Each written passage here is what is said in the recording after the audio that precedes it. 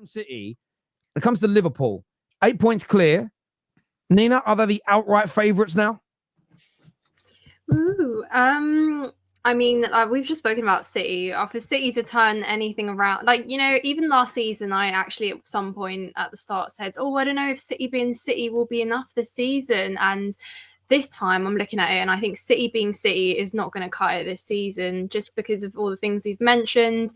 You know, in order for them to actually try and turn things around, they have to actually go big in the winter transfer window. We know that City have been quite reluctant to do that, but them needing to kind of have almost an acknowledgement of their problems and addressing that, bringing in, I think they need some refreshment as well, massively. You know, it's quite an aging squad. It's achieved a lot, but I think that, you know, you look at Kyle Walker and the fact that, you know, he's not going to get better. He's only going to be in a decline now eventually. And I just think that they need a lot of refreshment, and you have to take into context how Liverpool are doing. Again, crucial game at the weekend.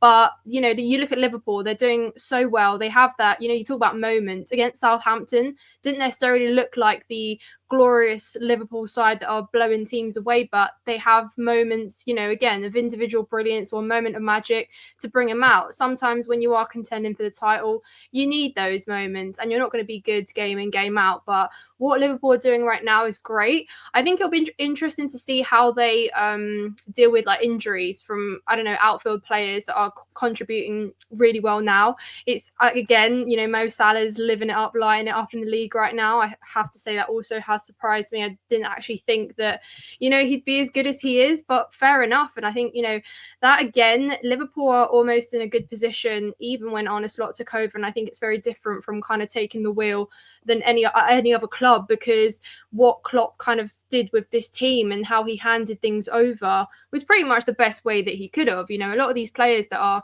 balling out were balling out under Klopp or have just kind of developed a lot more, you know. And I keep going back to the point, like, Kelleher's brilliant and we all agree that he's a brilliant keeper, but, you know, Kelleher was given that kind of moment by Klopp. He was given the belief, you know, he was starting in cup finals and whatnot and slowly kind of working his way up to be a very fitting Alisson too.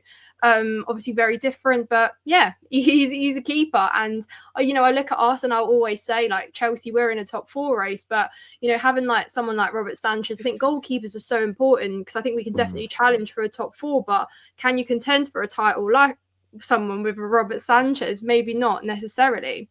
But yeah, it'll be interesting. And if they beat City, then that's too big of a lead. And if it was vice versa, we'd say the league's done after that game if it was City 11 points clear. Interesting fact. Liverpool are now the favourites. They're odds-on favourites with the bookmakers, typically around 4 to 5. City have dropped to third favourites from now. They're second place in the league. They've dropped to third favourites. Arsenal have now moved into second place. So, of course, the bookmakers, they often go by what people are putting their money on. And maybe people think that City's decline is going to continue this season, you know, especially if they lose this weekend to Liverpool as well. But City have dropped to the third favourites. Arsenal are now in second position. But, Igal, is this Liverpool's title to lose from this point, or is it too early with an 8-point lead? What are you saying? Maybe, or is it more after this weekend and the City game you're going to make a definitive statement on that? Terry, I still think it's way too early. We've seen larger leads be caught up after, 15 games. We've seen larger leads get caught up after January. So if I'm not mistaken, when did Newcastle start? When did Man United start catching up on Newcastle? Was it not? I was thinking back to when I was 10 years old. Now I think they had a 12-point lead in I want to say it was January, but it could have been more December. I have to go back and check. So with that being said, history has said that at this point, yes, Liverpool are looking really good, and they're probably one of the best starts to the season for a Liverpool new manager or Liverpool manager in history. But I do think it's still way too early to be just crowning them as like champions elect. There's so much football to be played, and they are still a relatively unknown side with their manager just being new. We haven't seen them face a level of adversity that Arsenal and Man City have gone through this season, and that could potentially happen for them. This league is not no joke. Southampton gave them a serious game. I could say, you know what, the Southampton game could be more to come. You could potentially see more of these shaky games, and maybe they can drop points down the road. But right now, if you were to say they look the best, I would agree. But it's not. They're not clear favorites yet. Igal, For sure. just a quick question. Just a quick question, Igal. So you're saying it's too early. Sorry, Conley. Right.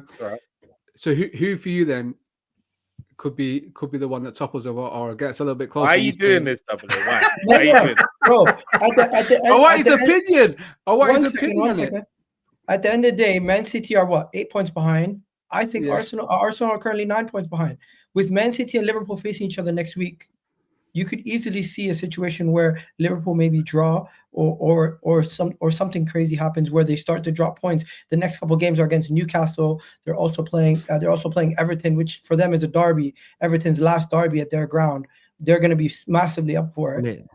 I do think it's a derby. It is a derby.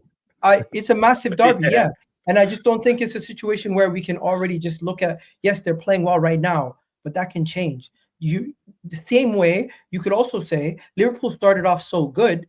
I don't have enough evidence to make that case, but if Liverpool start off this good, you say they peaked too early because they're playing so well right now? You could make a case they maybe peaked too early in the season, and later on in the season they could burn out. We've seen that with for sure. But you could also be like, so Arsenal are the favourites. They've not even peaked yet. I'm just saying they're not standout favourites to run away with the league. No, but Igal, could it also be that they've not even peaked yet and they're just picking up points, which like on the weekend they didn't play well, previous game they didn't play well, and then they kick into gear like we did back in the last season and run away with it. I think a lot of what you said makes sense, Igal. The only bit that doesn't make sense, and maybe it's because of the way I view the way clubs are structured, we have seen, I know they've got a new head coach, but this Liverpool team has gone through adversity and problems. This is the squad, the club, the hierarchy have won league titles, have won Champions Leagues, have won trophies. Yes, there's a new head coach who, by the way, has won trophies. The world didn't start new and fresh for Liverpool in the summer. It was just a fresh head coach. This team is full of winners. I know that's not quite the same squad that won the league 5 years ago, but Salah is there, Trent is there, Alisson is there as an example, and a number of others. Plus, they've bought players from teams that have won league titles and been in title races. And Gravenberch, this man has been at Bayern Munich. He understands what pressure is all about as an example. So I don't that element. I mean, that element I don't agree with, that they haven't gone. I know they haven't gone through adversity in the sense of, if they get three players under slot, that's it. Yeah, if they haven't gone through, if they get two really important players injured for the rest of the season next week, touching wood, it doesn't happen. Of course, that changes the landscape of the situation. There's no doubt about it. But 1 second, I don't want people to think I'm sitting here saying they're not playing well, they're not looking good right now. But I'm just saying after 12 games, we aren't crowning anybody league title. Igal, that's not what anyone's saying here. We're asking who's in the. They're currently the favorites. They're currently the favorites.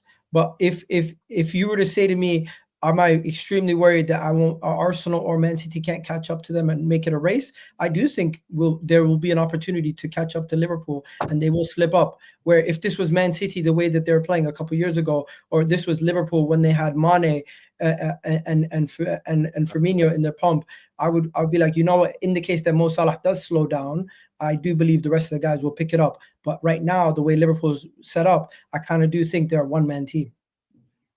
What? Yeah, we can say that about Arsenal with Odegaard. I do think you stop Mo Salah, you slow down Mo Salah, you slow down Liverpool. It's very difficult to do. Hold on. You slow down Mo Salah, one of the Premier League greats. It's like you slow down Thierry Henry, then you got Arsenal, mate. Yeah, easy. You can make that case about anybody. The guy is inevitable. You can make that case about anybody. But outside of Mo Salah, who's their chief creator and chief goal scorer, I also do think they're going to struggle if anybody else cannot pick up the weight on those games. Yeah, but again, look, if he goes out for the rest of the season, that changes things. But this is just Premier League numbers. Salah has 10 goals, 6 assists. Diaz, 5 goals, 2 assists. Darwin Núñez, he's got a couple of goals and an assist. Jota's been in and out the team, but a couple of goals and assists. Gakpo scored and assisted. Curtis Jones has scored and assisted. By the way, Curtis Jones is playing brilliantly. Ryan Gravenberch is playing amazingly. Defensively, let's not pretend that as a defensive unit, barring Robertson, they haven't been immaculate this year. They are not top of the league just because Mo Salah scored goals. As a unit, and lots of individuals, Igal, have been playing sensational football this year. Yeah, and also before the Southampton game, I think they'd conceded only like 6 goals or something too.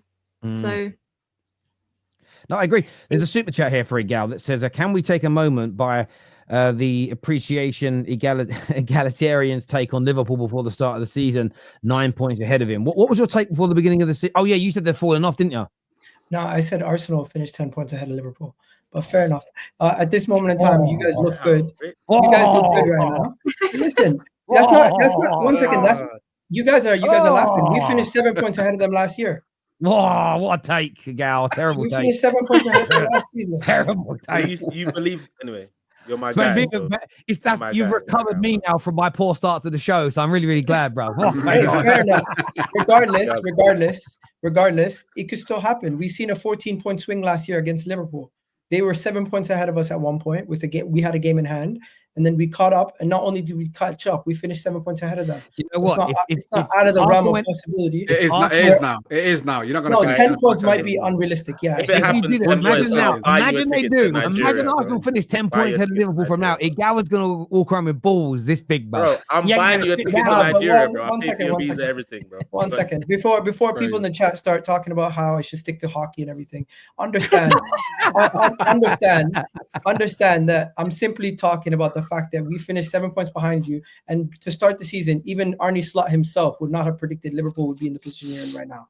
So to hindsight always looks funny. It's like when you put near enough Arsenal's full team into the Real Madrid team, I suppose. Hindsight. Yeah, that was dumb. Igal, you just got the best saying of all time. And I do this, that's why I laugh. You just said hindsight is sometimes funny. no, hindsight looks funny. And this is the greatest saying in the history. Is it like, I think I say like hindsight is lucrative. There's another one of hindsight is 20/20 vision. Igal's version is hindsight can sometimes be funny, which is great. I love you, Igal. You're the best, bro. You're the best. This super chat here says, everyone remember the quadruple season. Calm down.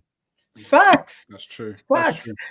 People talk about Arsenal falling off. Liverpool have the team that have finished what do you call it? Top of the league the most after Arsenal to not win the league. And they won. First of all, no one's ever won a quadruple. Say that again. No one. No, that's not. Liverpool. You just said Liverpool have been the team to finish on top of the league the most to not win the league. Unpack that, please. I don't get it. So Liverpool, if I'm not mistaken, in the past couple of years when they've been competing, they were top of the league come Christmas time in January, the second most in Premier League era to not win the league. And who's most? Arsenal. Anyway, moving on. Yeah, so the super chat hang on a says, minute. So what I'm hearing here is, City, based on your logic, City are still winning the league. City can still catch up. I did start off by saying that. Can we address the super chat? There's no team that's ever done a quadruple, so we don't know what you're talking about. Appreciate the super chat. No City rep. Shame on KJ and Tell. Yeah, sorry about that, mate. Maybe they don't want to talk about football. Maybe they want to break. They want to stick to hockey, don't they? I think. There you go. They want to talk about the Maple Leafs. Arsenal were 5 behind Liverpool last season. It ended 7 ahead. Oh, another hat. So let me see. The hat's nice. I've got one. I got my Maple Leafs, my Raptors, my Blue Jays, all here. Oh, homesick, are you? Yeah, a little bit. What's happening to City reminds me of Liverpool 2 seasons ago when Klopp thinks that he didn't need to revamp the midfield. We were getting run through. This is true.